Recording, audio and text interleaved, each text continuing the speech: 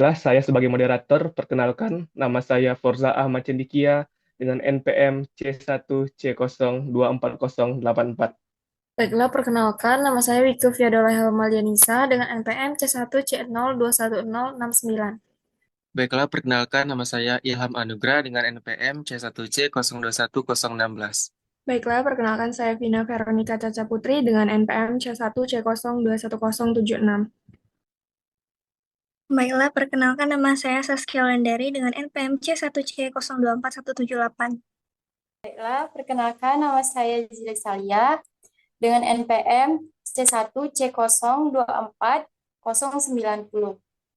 Perkenalkan, nama saya Nadira Febisa dengan NPM C1C1C0240035.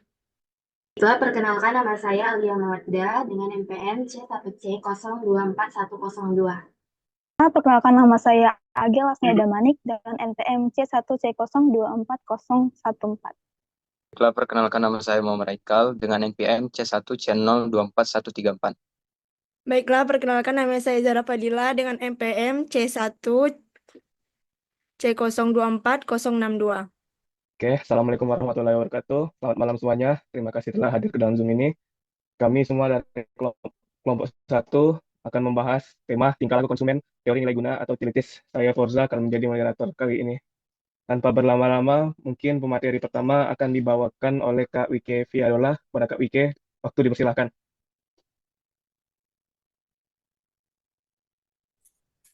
Baik, terima kasih kepada moderator. Saya Wike, izin untuk menjelaskan materi lebih awal, di mana pada bab sebelumnya kita itu sudah mempelajari mengenai sifat permintaan seseorang atau masyarakat atas suatu barang.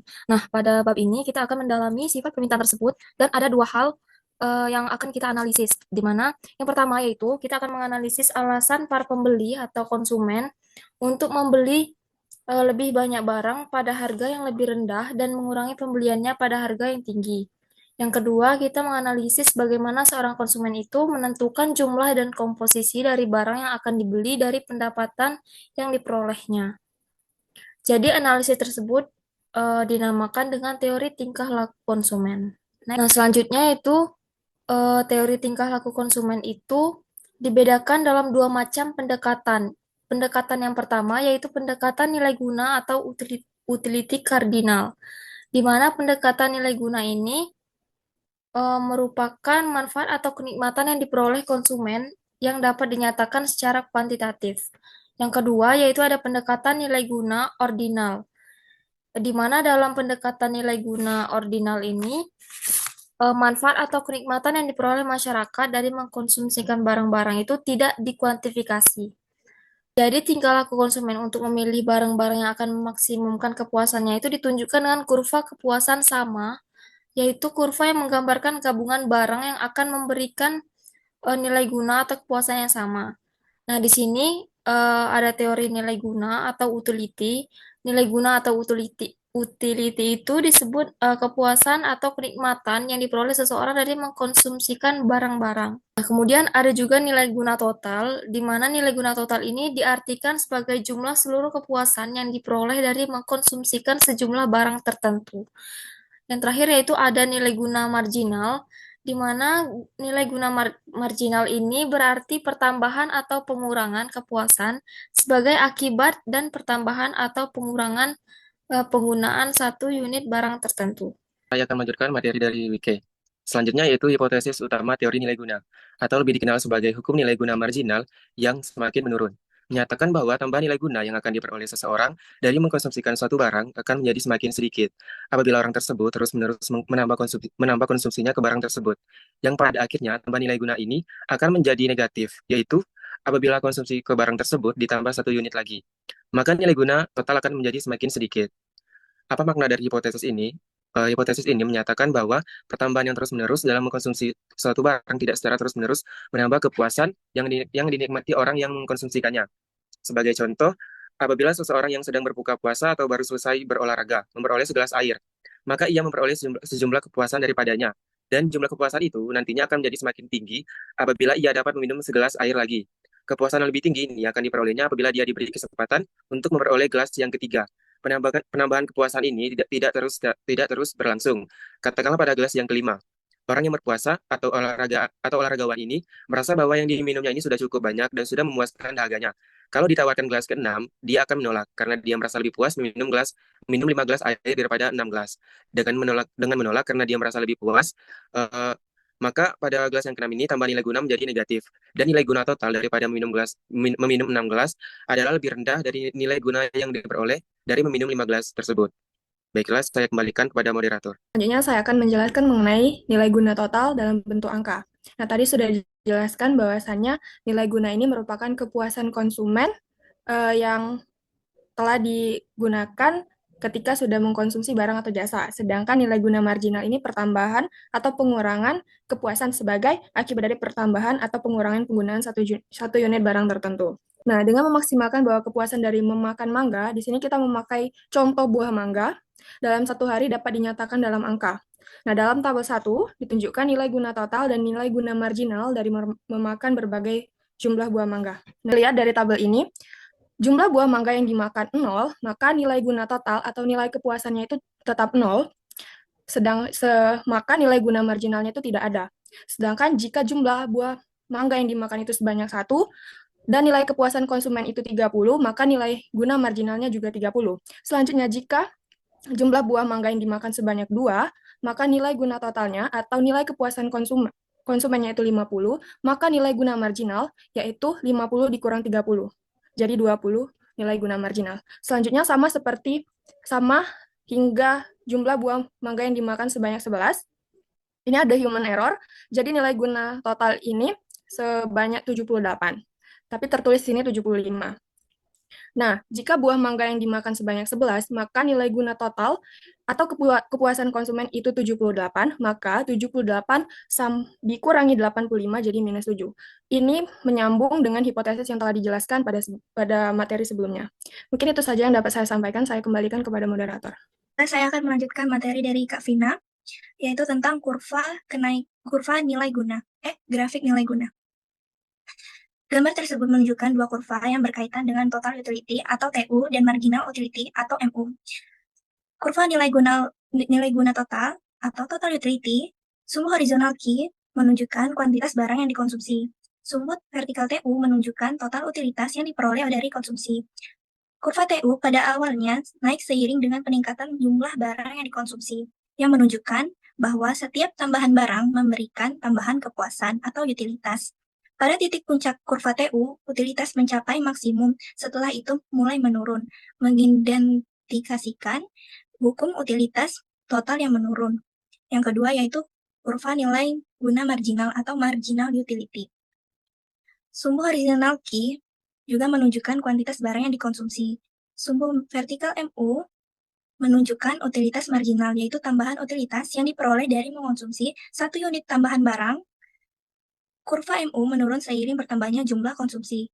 Ini sesuai dengan hukum utilitas marginal yang menurun, yang menyatakan bahwa setiap tambahan unit barang yang dikonsumsi akan memberikan utilitas yang semakin kecil.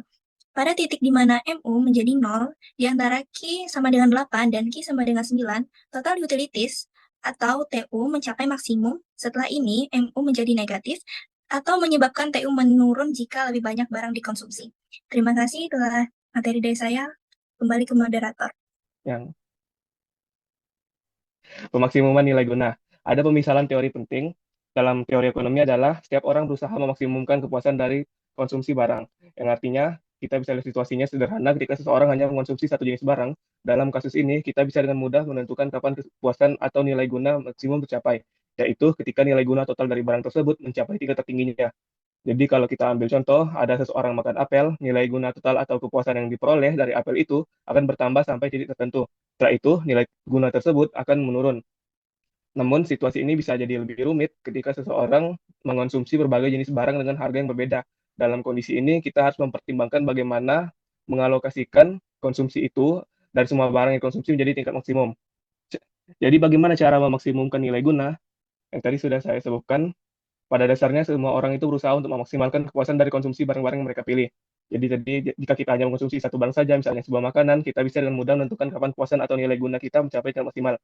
Namun jika kita mengonsumsi berbagai barang, proses untuk memaksimalkan nilai guna menjadi lebih rumit. Kenapa? Karena kita harus mempertimbangkan kombinasi barang yang dikonsumsi agar nilai guna total yang kita dapatkan tetap maksimal.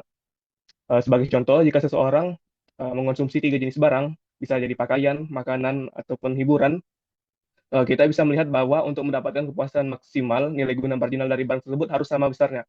Jadi, jika nilai guna marginal dari unit pakaian dan makanan dan film tadi semuanya sama, maka kepuasan maksimal masih dapat tercapai. Tapi dalam kenyataannya, harga barang-barang itu tidak selalu sama. Perbedaan harga ini mempengaruhi cara kita memaksimalkan nilai guna. Jadi, jika harga barang A misalnya 3 kali lebih mahal dari harga B, dan kedua barang tersebut memiliki nilai guna marginal yang sama, maka barang B akan memberikan tambahan kepuasan yang lebih rendah dengan harga yang lebih rendah. Jadi, misalnya jika barang B sudah harganya sepertiga dari barang A, kita bisa membeli lebih banyak barang B dengan jumlah uang yang sama. Jadi, meskipun nilai guna marginal keduanya sama, kita akan mendapatkan lebih banyak kepuasan jika memilih barang B. Jadi, bagaimana cara memaksimalkan nilai guna jika harga barang-barang tersebut berbeda-beda? Caranya adalah memastikan bahwa setiap rupiah yang kita keluarkan untuk membeli barang akan memberikan nilai guna marginal yang sama. Sebagai contoh, jika seseorang memiliki uang sebesar Rp50.000, ia bisa membeli 10 unit makanan dengan nilai guna marginal 5, yang totalnya 50. Atau jika uang tersebut digunakan untuk membeli pakaian seharga Rp50.000, ia hanya bisa membeli 1 unit pakaian dengan nilai guna marginal 50. Ya, jadi intinya meskipun kita bisa membeli lebih sedikit pakaian, membeli makanan akan memberikan nilai guna marginal yang lebih banyak per rupiah. Dalam hal ini, pemaksimuman nilai guna tercapai dengan memilih barang yang memberikan nilai guna maksimal per pengeluaran. Sekian dari saya. Baiklah, di sini saya akan melanjutkan materi dari Forza. Itu syarat pemaksimuman nilai guna. Syarat pemaksimuman nilai guna sendiri yaitu nilai guna marginal per rupiah sama untuk semua barang. Artinya, konsumen harus mengalokasikan pendapatannya sedemikian rupa sehingga nilai guna marginal per rupiah yang dikeluarkan untuk semua barang sama.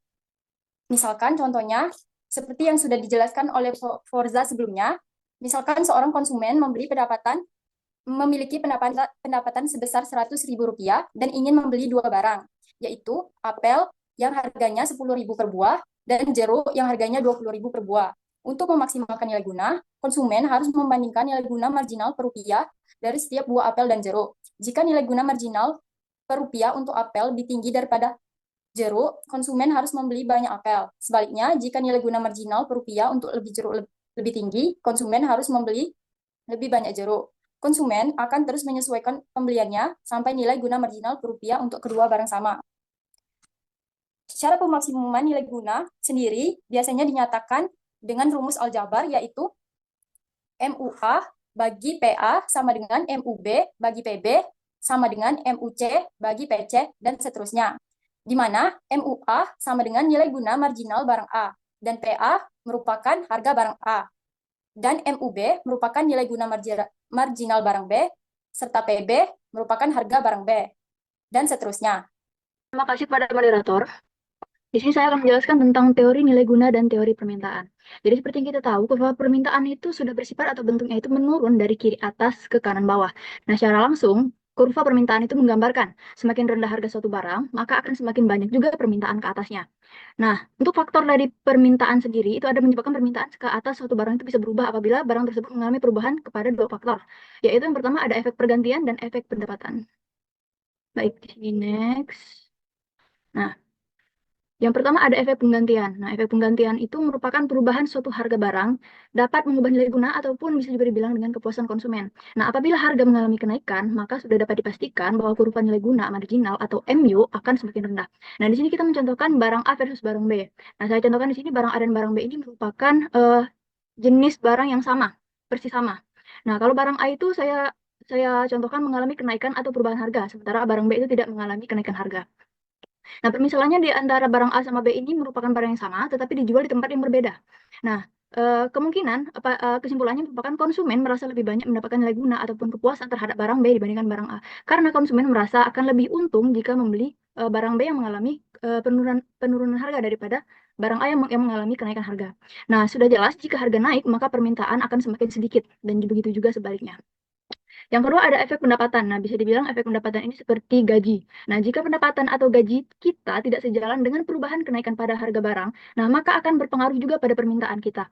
Nah, kenaikan harga juga akan menyebabkan konsumen mengurangi kuantitas barang yang dibelinya karena jumlah pendapatannya jika jumlah pendapatannya semakin besar, itu juga akan mempengaruhi daya beli konsumen yang semakin besar.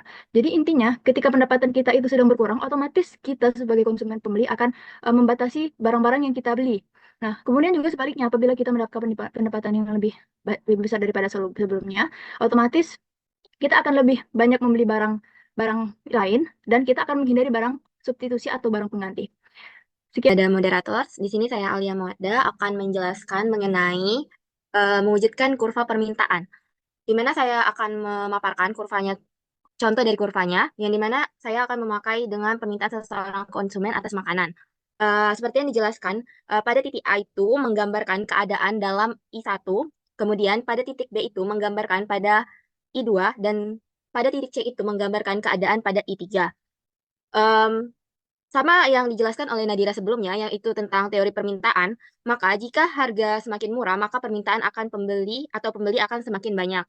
Di mana dilihat daripada kurva, pada harga 15.000, maka pembeli akan membeli 5 unit barang, 5 unit makanan. Selanjutnya, pada titik I2 itu, pada harga 10.000, dilihat pada kurva, maka pembeli akan menambah unit makanan tersebut menjadi 10 unit. Kemudian pada I3, harganya turun lagi nih menjadi 5.000, maka pembeli akan membeli sebanyak 15 unit makanan. Nah, di situ kita bisa melihat bahwa dari semakin murahnya makanan tadi, maka minat permintaan dari pembeli itu akan semakin bertambah. Jadi, sesuai dengan teori permintaan tadi, jika harga semakin murah, maka pembeli akan semakin banyak meminta makanan atau barang tersebut.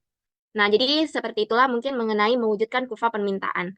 Terima kasih. Materi dengan menjelaskan materi tentang paradoks nilai. Paradoks nilai adalah konsep ekonomi yang menunjukkan kontradiksi antara nilai barang dalam hal kegunaan dan kelangkaan, di mana paradoks nilai ini dikenal dengan paradoks berlian dan air. Paradoks ini dicetuskan oleh Adam Smith dalam bukunya The Wealth of Nations, di mana dia mencetuskan bahwa nilai suatu barang itu tidak dinilai dengan kegunaannya saja, tetapi dinilai oleh kelangkaannya. Kenapa air harganya lebih murah dibandingkan berlian yang harganya tinggi? Seperti yang kita tahu, air merupakan benda yang sangat kita butuhkan sehari-hari untuk bertahan hidup. Tetapi harganya rendah. Sedangkan berlian barang yang tidak kita perlukan untuk bertahan hidup, tetapi harganya tinggi. Air merupakan benda yang mudah didapat di berbagai tempat sehingga untuk memperolehnya tidak diperlukan biaya yang besar. Maka daripada itu, air memiliki harga yang rendah. Sedangkan berlian merupakan barang yang sangat sukar untuk diperoleh dan biaya untuk produksinya sangat tinggi. Ekonom Carl Mengler dan Stanley Jeffons membenarkan pernyataan dari Adam Smith bahwa nilai suatu barang itu dinilai dengan kegunaan marginal, di mana kegunaan marginal adalah manfaat tambahan yang kita dapatkan dari setiap unit tambahan barang yang kita konsumsi, di mana contohnya saja ketika barang itu kita temui di banyak tempat, kepuasan kita akan mengecil. Sedangkan ketika barang itu langka, kepuasan kita besar. Contohnya air. Ketika kita haus, kita meminum segelas air, kita akan mendapat kepuasan. Tetapi ketika kita menambah 2 gelas air, 3 gelas air, kepuasan itu semakin mengecil karena kita tidak merasakan haus lagi.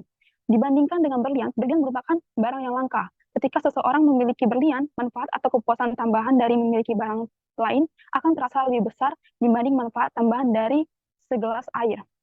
Oleh karena itu, paradoks nilai ini mempengaruhi keputusan konsumen, di mana konsumen cenderung melihat kelangkaan atau status sosial daripada kegunaan dalam membeli barang. Oleh karena itu, ini dapat membuat kita berpikir lebih lanjut lagi untuk membeli barang, karena harga barang tidak selalu mencerminkan kegunaannya. Saya akan menjelaskan tentang surplus konsumen. Surplus konsumen adalah konsep penting dalam ekonomi yang menggambarkan keuntungan diperoleh konsumen ketika mereka membeli barang atau jasa dengan harga yang lebih rendah daripada harga maksimum yang bersedia mereka bayar. Jadi, surplus konsumen menunjukkan berapa banyak konsumen menghemat uang dibandingkan dengan harga maksimum yang mereka bersedia bayar, sehingga menciptakan insentif untuk membeli barang tersebut. Next.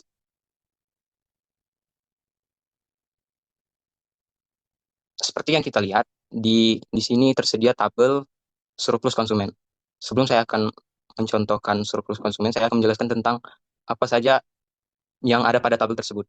Yang pertama itu ada barang, yaitu barang yang akan kita bandingkan dengan harga maksimum dengan harga pasar. Dan yang kedua adalah harga maksimum. Ini adalah jumlah tertinggi yang bersedia dibayar oleh konsumen untuk barang tersebut. Yang ketiga, harga pasar. Ini adalah harga aktual yang dibayarkan oleh konsumen di pasar. Yang keempat adalah surplus konsumen. Ini dihitung sebagai selisih antara harga maksimum dan harga pasar, menunjukkan keuntungan yang diperoleh konsumen dari transaksi. Dari contoh yang bisa kita lihat, seperti roti, harga maksimumnya adalah 5.000 dan harga pasarnya adalah 3.000. Berarti selisih dari kedua perbandingan tersebut adalah 2.000. Jadi surplus konsumen yang kita dapatkan senilai 2.000. Begitu juga dengan buku, mangga, permen, dan mie instan. Di sini saya akan melanjutkan penjelasan dari Haikal tentang grafik surplus konsumen. Surplus konsumen dapat digambarkan secara grafik. Grafik memberikan satu gambaran umum tentang menentukan surplus konsumen. Sumbu tegak menggambarkan tingkat harga, sedangkan sumbu datar menggambarkan jumlah barang yang dikonsumsi. Next. Di sini bisa kita lihat contoh dari grafik surplus konsumen. Di sana terdapat kurva permintaan yang menggambarkan jumlah barang yang akan dibeli oleh konsumen pada berbagai tingkat harga. Dan juga terdapat garis harga pasar. Harga pasar adalah harga yang berlaku di pasar seperti biasanya. Surplus konsumen adalah area yang terletak di bawah kurva permintaan dan di atas garis harga pasar. Surplus ini menggambarkan bahwa konsumen lebih bersedia membayar harga yang sebenarnya mereka bayar.